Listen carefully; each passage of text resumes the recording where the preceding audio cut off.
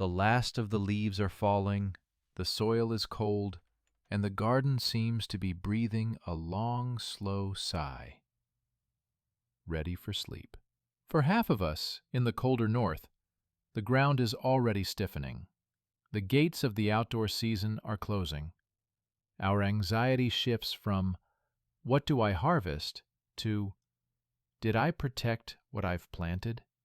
But for the other half of us, in the warmer south, the brutal heat of summer has finally, mercifully, broken. The soil is still warm, the air is cool, and the real planting season, the second spring, is just beginning. Gardening is not one single story.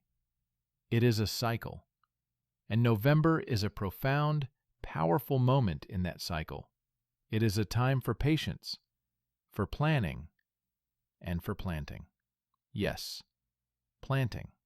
Today, we are not going to talk about putting the garden to bed. We are going to talk about the 5 essential crops to plant right now in this first week of November.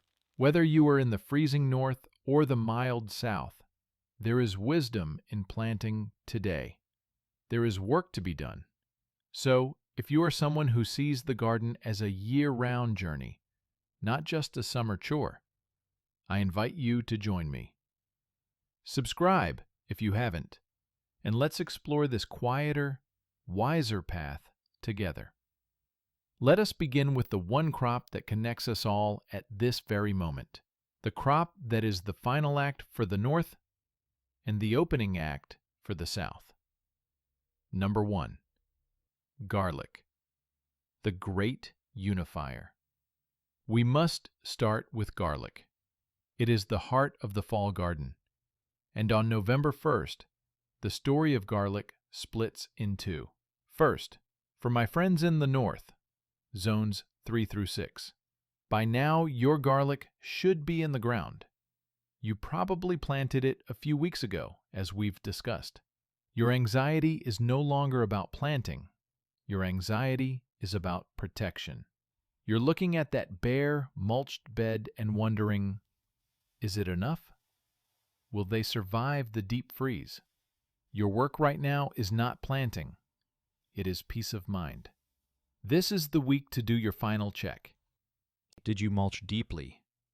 This is the mistake I see so often. A light sprinkling of straw is not enough. You need a thick, 6-inch blanket of shredded leaves or straw. This blanket, as I've said before, does not keep the garlic warm. It keeps the soil stable. It prevents the freeze-thaw cycles that can heave those cloves right out of the earth. If you have not mulched, or if you mulched too thinly, this is your last chance. Go out today.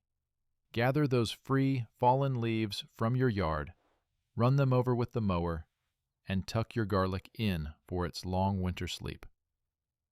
Your job now is to trust in the cold and in the mulch. Your work is done.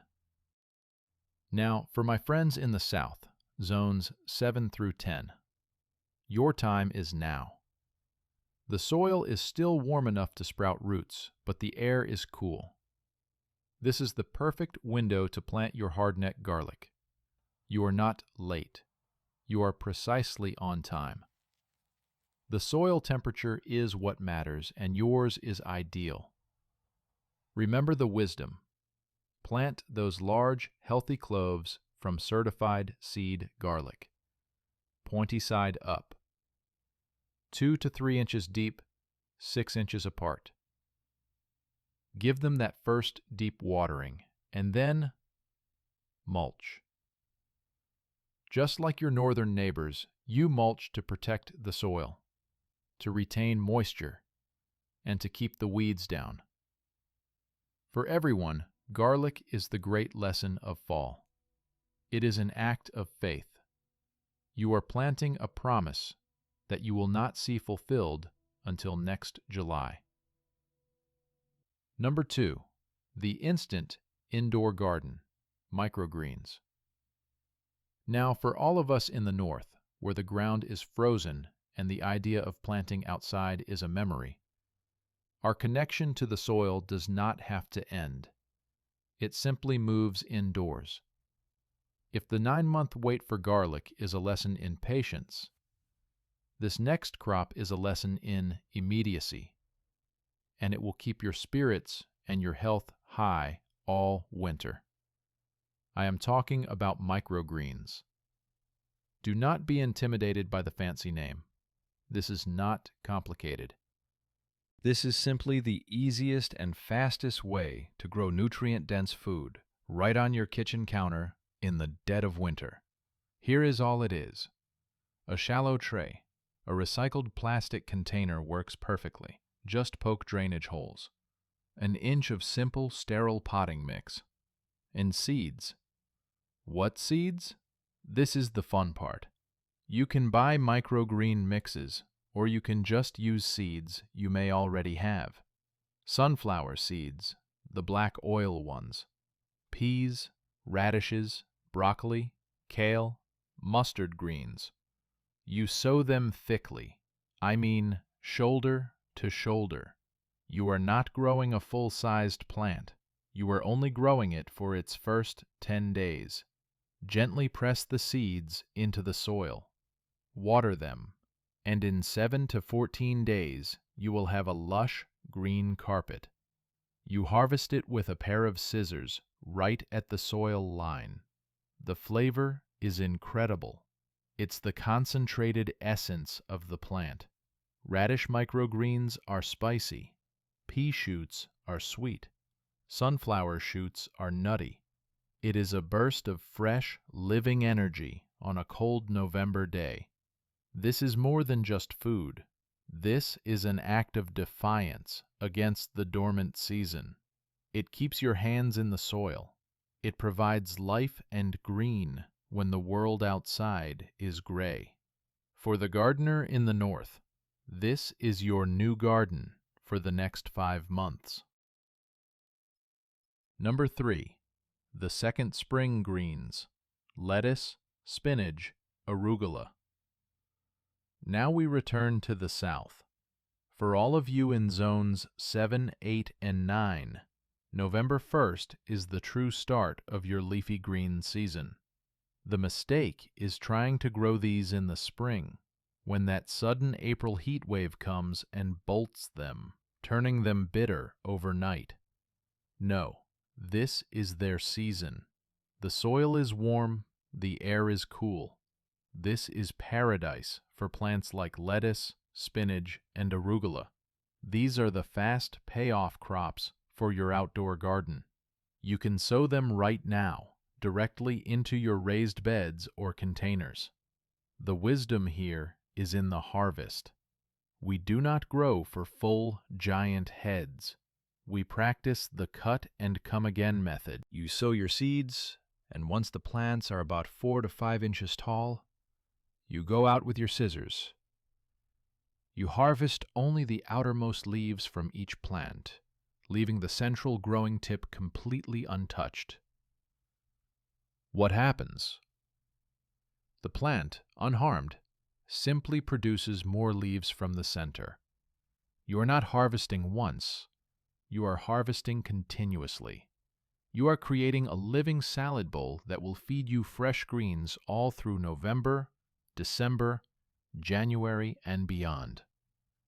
One planting, done right now, can give you 3 to 4 months of salad. These plants love a light frost. It makes them sweeter, crisper. While your northern friends are harvesting tiny microgreens, you are harvesting full, beautiful leaves of kale, spinach, and lettuce. This is your great advantage. Seize it. Number 4. The patient roots, carrots and beets. While you are planting your fast-growing greens in the south, do not forget the slow, steady wisdom of the roots. This is the week to plant your carrots and your beets. Many gardeners think, oh, it's November, it's too late for seeds. They are wrong. The soil, especially in the south, still holds plenty of warmth from the summer. It is more than warm enough to germinate carrot and beet seeds. And here is the secret, the wisdom that the frost teaches us. These root crops, when they mature in the cool soil of late fall and early winter, are a different vegetable entirely. As the cold nights arrive, the plant, as a defense mechanism, begins to convert its starches into sugars. It's a natural antifreeze. The result? A carrot of such incredible sweetness and crispness, it bears no resemblance to the ones you buy in a plastic bag. The same goes for beets. The earthy flavor becomes rich and deep, not harsh. The method is simple. Sow them directly in a well-loosened bed.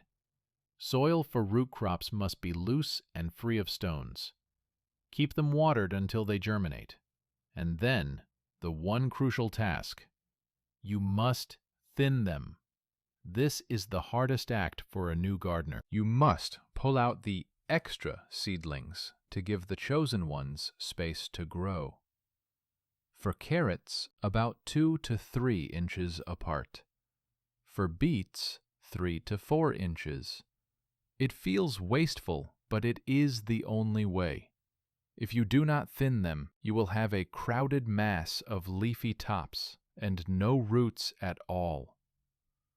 This is a lesson in sacrifice. You sacrifice the many for the perfection of the few. Plant your roots now. Be patient, and you will be pulling buried treasure from the earth in the dead of winter. Number 5. The Free Kitchen Garden. Regrowing Scraps. We return to the north. We've talked about the instant garden of microgreens. But what if you have no seeds, no soil, no lights?